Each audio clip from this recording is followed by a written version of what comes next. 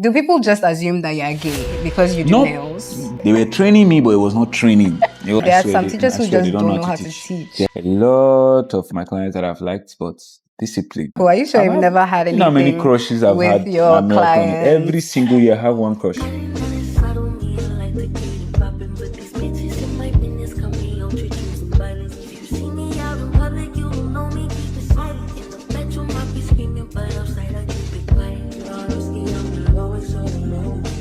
Hi, Hallies.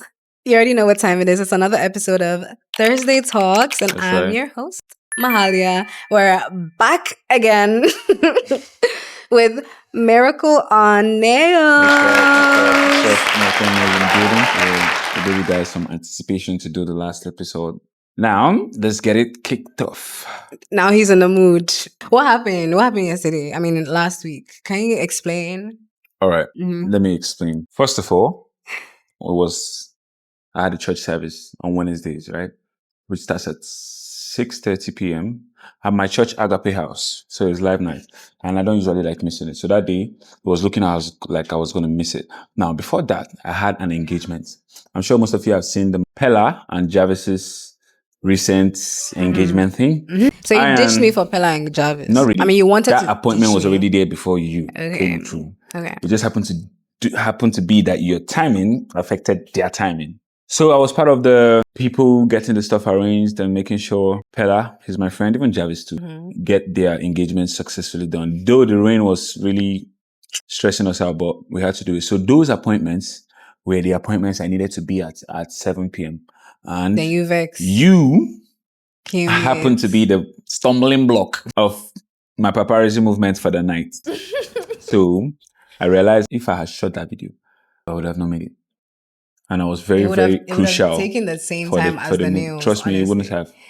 Well, it wouldn't have. And the face was not clocking. I didn't have interview face. I didn't have interview face at all. He felt like he was too tired. Yeah, I felt he had a long day. I felt like my face was not presentable enough for the Mahalia screens. It's only pretty people that come up there, so I don't want to be part of the ugly ones. You know what I'm saying? So, now we're here, all bright. I'm fed. I'm happy. I still have church today, by the way, so let's get it rolling. Yeah. Okay. So Miracle has been my nail tech for over 3 years now. What is 3 years? What do you mean like 3 years? Are you that? Think. It's like 5? Yes. Oh my God, it's true. Miracle has been my nail tech for ever since I started actually doing acrylic nails, because I actually never really did acrylics, but with him I was stuck because they were like, oh, it takes so long, it's painful, but his process is actually very quick, fastest nail tech, not painless. But me, I'm very sensitive, so I'll shout small, but it's not painful, trust me. Give us a little backstory. Give us of Miracle on Nails, how it started, how you got here. Give advice to people who want to start a business. All right, so I'm going to go one at a time. So how we got here before advice. Miracle on Nails, because of the sake of this video, it's going to take like a year to explain the whole background behind Miracle on Nails journey till date. So I'm going to shorten it, make it brief, and just, pick one or two interesting key keep points. the thing brief. So I came into Ghana in 2019, August. Very, very close to when COVID-19 hit. So I didn't even come to Ghana in a time where they would give me all the, motivation to keep going. I came in a time that I had every reason to just pack my bag as soon as January hit. Yeah, but I didn't. And the kind of what pushed you to come? Like, what just made you come? Okay, so back in 2018, ending 2018, I started reading this book, Billionaire Club, right? And it says stuff about changing your location, your comfort zone. And I realized how comfortable I was in Nigeria, right? Being in my hometown and all of that stuff. If I have like 10 cities or 20 cities, I'm chill because I will survive. That's 2K in Naira. Yeah. But when I read that book, it gave me an understanding of why I was actually comfortable. Knowing fully well that I'm not from that, that glamorous family where everything is all tidy up. So I had to be on my toes. And then I thought, where should I go? I figured Lagos would have been the best because it was closest to Abuja. I was in Abuja at the time. Oh, okay. I thought, Lagos is best. And it's like the last giddy of the, everything. I was like, okay, let's go Lagos. And then I went to one of my mentors at the time, which is now my friend and mentor at the same time, Prince Nails. Shout out to Prince Nails. And then I was like, I need a job somewhere at your place. Lagos, Port Harcourt, where do you have? And he was like, oh, okay, I have Lagos, I have Port Harcourt, I have Owerri, and I have Ghana. I didn't even wait for him to even finish Ghana. I was like, that one, Ghana right there. Why was Ghana so attractive? Nothing, zero idea. I had no knowledge about Ghana at the time. Mm-hmm. The reason why it was interesting was because it wasn't outside Nigeria. So changing comfort zone. If I'm in Nigeria, it's taking like 6 hours to go back to Abuja if any case gets hard, right? I see. So I chose Ghana because it was like miles away. It was countries away. We passed Togo, we passed Benin, we passed, you know what I'm saying? Yeah. So I chose Ghana for that reason. Yeah. Mind you, I had zero knowledge of Ghana. I didn't even know its streets. The only information I knew about Ghana at the time was the bomb blast, the filling station bomb blast that happened. Oh, that June 3rd thing. Something like that. That is the only knowledge I had. But I didn't even know there was this place called East Legon. I didn't even know there was Accra. I just know there was Ghana. So that was how clueless I was. To not go too deep into it, fast forward, I was stubborn, diligent, and very, very, very resilient in what I wanted, where I wanted to go, and how I wanted it to be. Had a couple hiccups here and there, but those things or those experiences or challenges paved way to how I think now, how I move, how I live in general. So I'm glad for those experiences. Those cars really meant a lot. And I'm even happy they happened. If not, I'm sure that would have been probably wayward or not. But you never know. But it definitely wasn't like a smooth road. It's nothing is smooth. You see everybody that you just see come up and you're like, this guy, God don't bless him. My brother don't lie. They work if you hard. Like I said, I only pinpointed the parts that are interesting to speak about. If I tell you the real wars that I had to go through. So how does it feel to be a man in a female-dominated industry? That alone on its own is challenging enough. To be a man and to be in the beauty industry where women are most likely to be the ones handling the whole industry. And like women would most likely like go to a woman. Of course. Like that was the stereotype that was before. The idea. Now. Until men started pulling up people like me. Perfectionists. Now there are challenges like this guy is a guy. That means he's probably gay. That one. Wait, why did you say my question? Okay, fine. Since you said it. You're going to ask that question. Since you said it. Bro, people be wilding. Do people just assume that you're gay because you do nails? The thing is that the people that assume, most times, in my own understanding, are people that are in that area of lifestyle. A straight-ass woman or man. Let me recorrect myself. The men, especially in Ghana, have that brief thoughts. Like stereotype. They first think about it like this guy. Some of them even feel more comfortable to bring their girls to our shop because they feel, because he's a guy, he's probably gay or something. So my girlfriend is safe. Bro, your girlfriend is safe because of discipline. Not because of anything. You ain't gay. I'm straight as hell. Too straight. I'm too straight. I can't even believe it. Don't try me. Let's clear that. Ain't no doing no bullshit here. If you come as a guy, come to miracleonnails, we'll attend to you, just like every customer, but don't get it twisted. Actually, you might catch a punch. When I told my friend that I'm going to a nail tech that is a guy, he was like, oh, he's probably gay. And when I showed him the first episode that we did, he was like, this guy is not gay. Like, he said, this is the guy who will steal your girl. No. We don't do that here. I just look cute. I know I can't help it. Yeah. He's not gay. He gives me the most straight vibes ever, honestly. So the next question I have, what was your worst experience? Like a moment that made you almost want to quit? When? Because give us a crazy story time. I want to hear it. Not to quit, but most of the moments I've had there is no time in my life that I think of quitting. I don't even know why. I don't have option of quitting. I've only had reasons to want to prove more people wrong. I'm a very crazy person. As you see me here today, I can close this shop that we're sitting here and then expand another one at the police station and just close this one, right? Just because I can do it.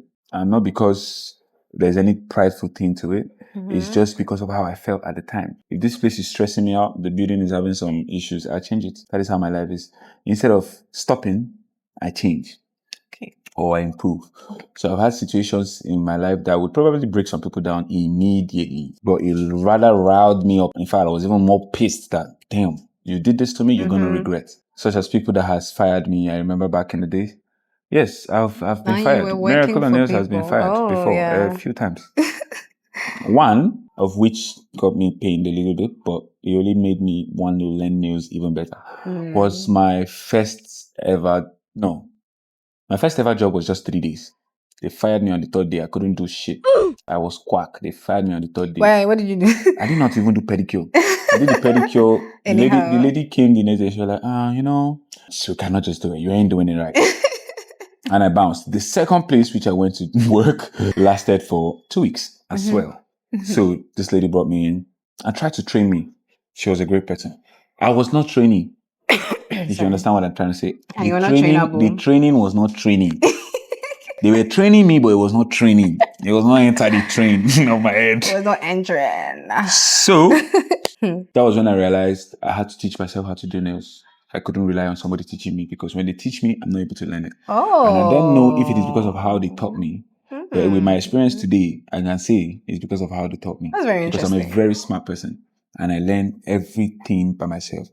The only thing that I was able to learn with other people's hands is nails. And those people are on YouTube. They're not even real life. Really? So you taught yourself with YouTube? Yeah. Impressive. Every single design I do today, I learned it 9 years ago on YouTube. That's really impressive. I'm just doing it better now and different styles and stuff. And he's so quick too, like. Yeah. So maybe you've actually cracked the code, or maybe the way they are teaching people how to do nails is like an old type of way or something. I don't know. You have to teach people with things they can understand in today's day. Right? You got to just teach in a way they can get it. But you taught other people how to do nails, right? Yes, I've taught multiple people how to do nails. And they got it easily. Anybody I teach how to do nails, you just got to get it easy. You just have to get it. Unless you are, even though you are not teachable, you will still get it. It will just take you maybe a longer time. But if you are teachable and you're willing to learn, max 1 month. Someone who wasn't teachable is now teaching multiple. Isn't that crazy? That's There's so a difference impressive. between being a teacher and knowing how to teach. You know that, right? Oh, yes. Some of us in school, we could have learned, but those guys, they just don't know how to teach. Exactly. There are some teachers who just don't know how to teach. They're just writing and reading. They just go. You know what I mean? So, real. I was not able to learn, right? And then this lady walked up to me and fired me. Look in here, by the way. Yeah. I don't know why I keep looking at that side. Yeah. I looking at myself. Me too. Yeah. So the lady fired me at the salon. And remember the name, Brow Hut. It's a brow salon. They are the best when it comes to brows in Nigeria. It's wicked. Yeah, but I was just not cut out for the nails. So I understand why they fired me. I would have fired anybody that did the same thing at that time too. So that was the day I swore to myself that nobody will be able to fire me again. Because I don't know how to do nails. You can fire me because I'm stubborn or something like that. Which I am, but not in the state where it affects the business. To the bosses that I've worked with, they know. So, yeah, that was how I promised myself until today. I've been the one firing myself in the places that are not doing what they are supposed to do. Yeah, so that's how it's been since then till now. I see. Very interesting story. So what lesson has your job... Wait, let me question ask. So what lesson has your job taught you that doesn't have anything to do with nails? So my job or me being a boss? Those experiences are different. An employer is different from the experience when you're an employee. So as a CEO... Okay, tell us both. But it's long ago. Okay, tell us as a CEO. Because we've heard a little bit about your employee life. As a CEO, first lesson you learn is as soon as you rely on anybody, that's where your big problem starts. Relying on anybody in your business is a big red flag. Be it clients, staff, or anything that has to do with that business running. The best person to rely on is yourself, honestly. It's only yourself that will not fuck up. Every other person has a chance of fucking up or messing up. Yeah. Right? So it's important to be ready for disappointment. It's better to be disappointment inclined than expecting good expectations from staffs. Human beings in general. They will let you down. All right. But as God may have it, He has a way of sending those good ones. Very few. They are very few. And the problem is that even though you try to keep them, even though they try to keep themselves, the principalities and powers competition in the nail industry that the devil... No, let me just leave. Let me not swear. But the principalities and powers that are against all these people that they will just go and make some thousands of dollars and come back here and then just scrape one salon worker and pack everybody with ridiculous amounts. They are the real problem. Like people poaching your good workers. That's what I'm talking about. It's not just me. They poach everybody. Okay. But the difference between me and those other people they are poaching is I'm a nail tech, turn boss. So when I train, there's a different way I expect you to serve me. There's a time frame I expect your service to get to. There's a particular amount of salary you're supposed to be receiving based on my guidance process. I knew it's just like a baby and a father. The father knows when the baby is supposed to be walking. Okay, this is time to go to tertiary. This is time to go to secondary school. Right? Now, these guys, they accept that fact. They understand it. But guess what the poachers do? They come, somebody are paying 2K. The poacher comes and say, yo, come. My salon 3-5, 4K. Bam. Now, a staff that is being offered that is not thinking about who taught her or him at that moment. He or she is really thinking the fact that, okay, if this guy is coming to give me 3-5, it means I was supposed to already be collecting 3-5 here, forgetting that you just finished secondary school in this place. You've not even graduated to talk of salaries, right? See, I'm using the term of secondary school so that the viewers will understand the point I'm trying to make. I get that. Now, you realize what these people do. They now force them into a reality they were not even ready for. So now when these guys go to that places that they pay them ridiculous amounts, and sometimes these businesses probably either fail or have to lay off some staff. Now, those workers now come back to salons in my level of experience and expertise to now look for the amounts some billionaire studio was paying them. And it doesn't work like that. So you see, I can name, let me not talk. One new tech work, the whole of Accra, it don't work the whole salon. I get what you're saying. So there needs to be a form of regulation in our beauty industry, in almost every industry that has to do with, that doesn't have to do with school, actual school. Yes, because workers just go from here to here, spreading lack of knowledge, and so there are always challenges in like every industry. I never knew that was like a huge challenge. It's very huge. It's too huge because the poaching is back to back. You can just go to my neighbor now. You see my staff there. I promise you. I can point to all the salons everybody I have employed or have trained is working today. That's so real. Yes, we the boss could be at fault in some areas, right? I'm not disputing that.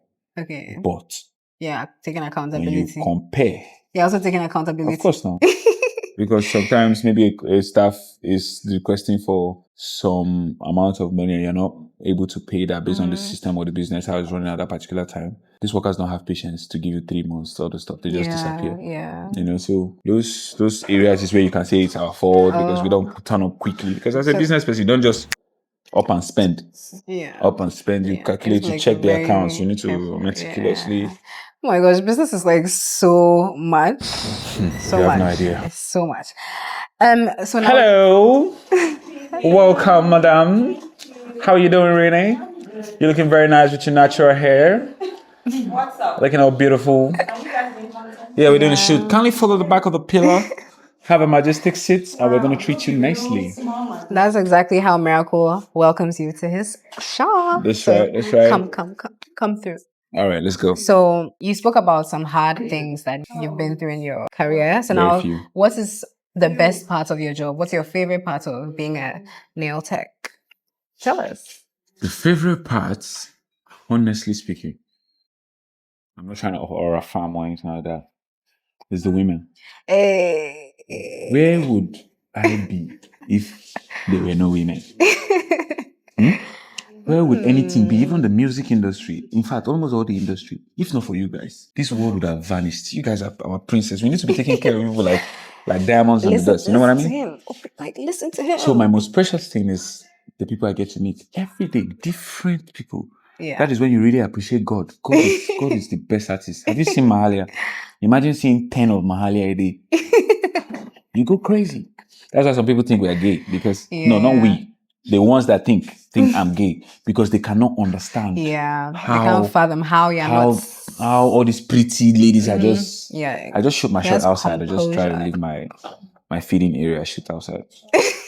A lot of my clients that I've liked, but discipline. Keeps me in check. We've had this conversation multiple times. I'm always like, Miracle, are you sure you've never had anything? You know how many crushes I've had with your clients? Every single year I have one crush. Every year I have one crush. But you never pursue them. You can crush all you want to crush. Have you ever pursued a client? No. Never Very, ever. very, Not very even like vividly. low key. What is low key? Like There's nothing like low there's key. You are flirty pushing. You are vibes. pushing person. Be say they push. There's nothing like low key.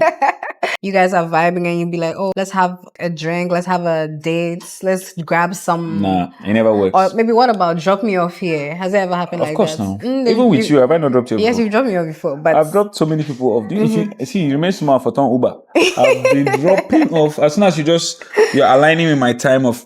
I've even dropped Rainy off. Yeah. The client that just came in, I've dropped her off. I just keep dropping people off.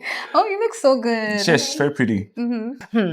So you guys saw the last episode, or if you haven't, go and check it out. It's not my most proud episode, honestly. I just posted it because I had to. Miracle says it was funny. Yeah, even though you were. It was funny. I wanted to show up anyways. So what do you think? What do you think about women and like our feminism and like sometimes I feel like it's a bit annoying, right? Some women have it's not a bit. Women are you need to be specific. And like how last time I was late, the first time, and I was late the second time again, and he was trying every time from 2022 till today, Mahalia has been late.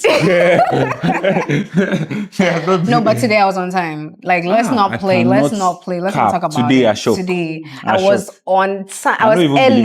I was. In fact, you're the one waiting for me. Do you understand? So the question is. So yeah, accountability what and change. I think about feminism. Feminism. The spelling is very somewhere. Feminism. So you see, women, right? I think it's a balance, right? The masculinity alone on earth or in the world is already too serious. If we didn't have a little bit of you guys, it's true. People would have been mental. The whole street would be silent. Nobody will have any reason to go to the clubs. Yeah, toxic masculinity. No one is going to have any reason to go to any form of gathering. Yeah. Because everybody's all... It's true. That is why every time there's an event, they're like, which girls are coming? Where are the girls? They want to see streaks of the girl. Nobody wants to see men muscle everywhere. In fact, there's a blend. But it's just that for the women, our emotions... I'm saying our... You see, because of the industry I'm in, so I'm more like... Yeah, he's one of the girls. Yeah, right now, people are my people, man. So, women mostly get too engaged in the emotional part of their being. And they completely forget every logical... That's not all women, reason. but you there, go on. Most women, at least I can say 90% of women, like making every decision and based on emotions. Based on emotion. Sometimes I would advise you just step back a little bit and just look at it from a standpoint of logic, right? Because I don't want us to get to a point where we get too overshadowed with the feminism stuff and then women forget what it actually means to be a real feminine woman and then have the idea of the world, women are equal to men, women and all those, you see all the stuff that's going on now? You feel like... It can never be like that. So Miracle is also kind of an anti-feminist. You and my dad have the same view on this thing. No, I'm just not an anti-feminist. I don't know if I would call it a conspiracy theorist kind of person. See, I look into things very differently from how... So are you for the patriarchy or the matriarchy? It depends on whose logic makes more sense. Okay, so you're for logic. I'm for logic straight up. It has to make sense. It cannot be just based on feelings. I get that. And I get what you're saying too, because it's true. If women weren't there, the world would be so bland. Like women actually bring so much color, so much vibrance, so much life. It's true. And I feel like when a man finds himself comfortable in his own flexibility, that's when he's deemed as gay. And that's where the toxic masculinity comes from. So toxic masculinity is making you guys all stiff. So some men actually want to be like, but because they're like, I'm a man, so they're... Like every man has to be aura farming every day. That must be so depressing, guys. Men have to aura farm every day. Even in clubs, you see men all chinned up. You're in a party where escaladizi is popping and just please. So free up, man. You see the women, they're the ones. Just imagine it was just men going to the club. It would be so bomb.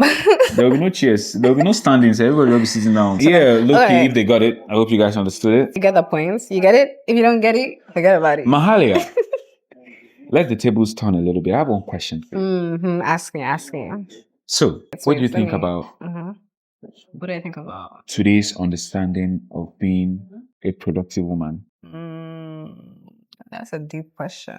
Productive woman. Not the Wow. ones that say I'm independent. This stuff is not that. That's not what I'm talking about. An actual product. What is it like today? What does a productive woman look like today? in today's contribution? So productiveness, I feel like productiveness is like a social construct in a way, because what are we producing? Like, are we made to produce stuff? Is that what we were created to do, to produce? Or to, it depends on which. To worship, or to procreate, or to, like, it depends.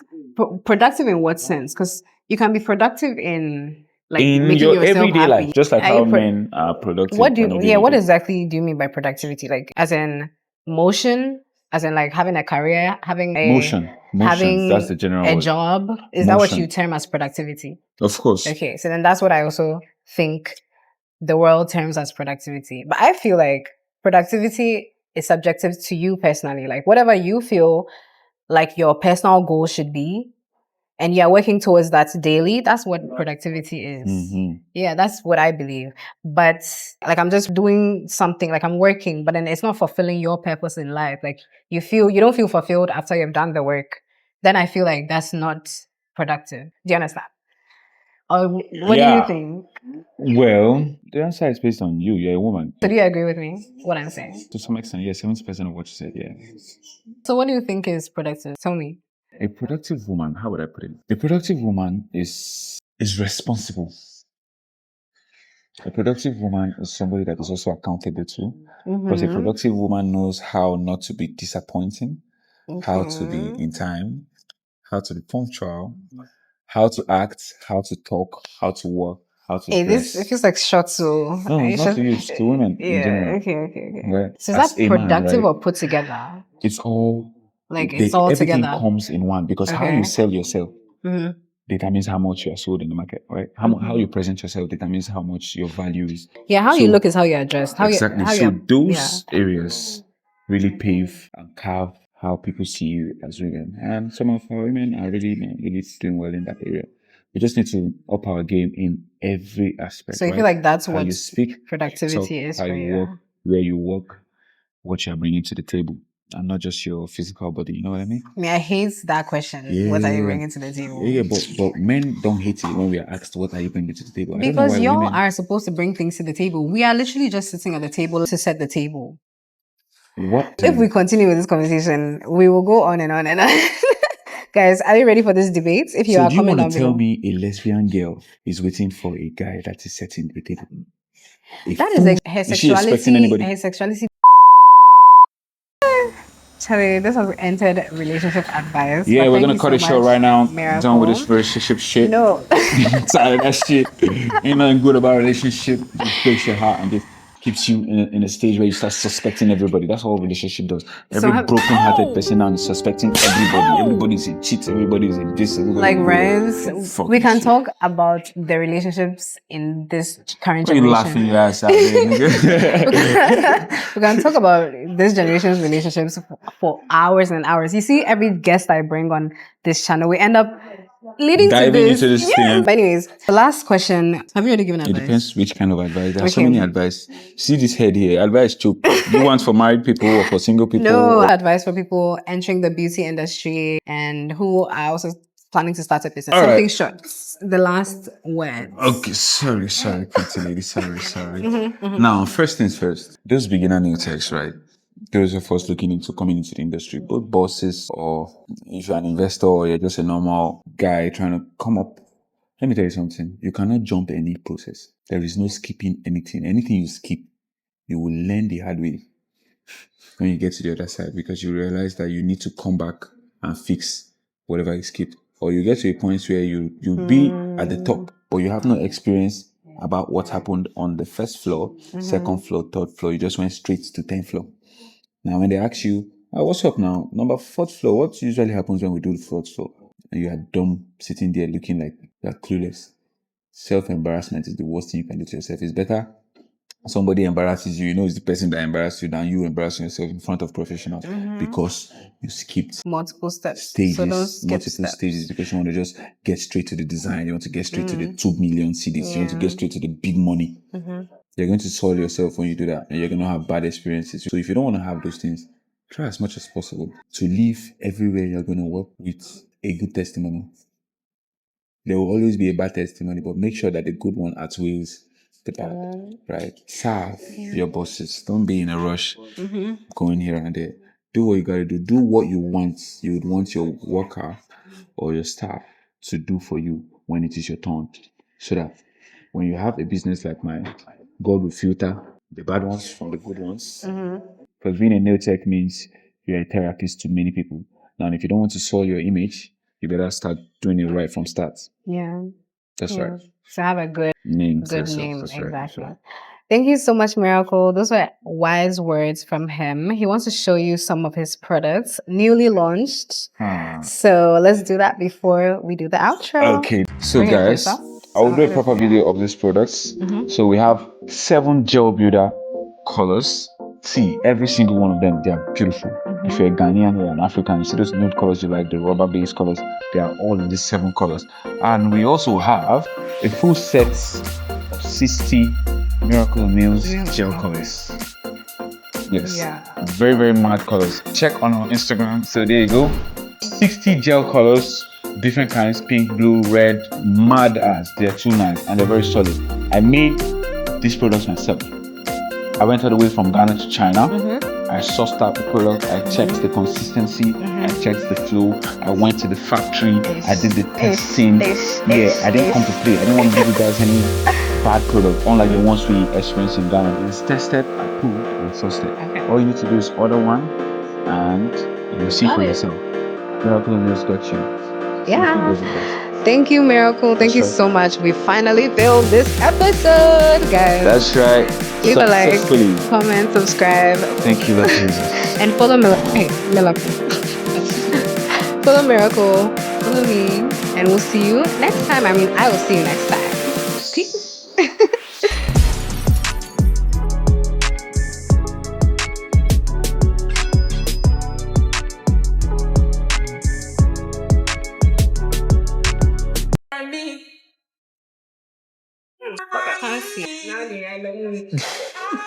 Now he's in a good mood, y'all. Rolling. Silence on set. All phones on silent, please. I don't want any noise. Don't even laugh. Don't hiss. Don't. Hello? Yeah. Please, are you still home?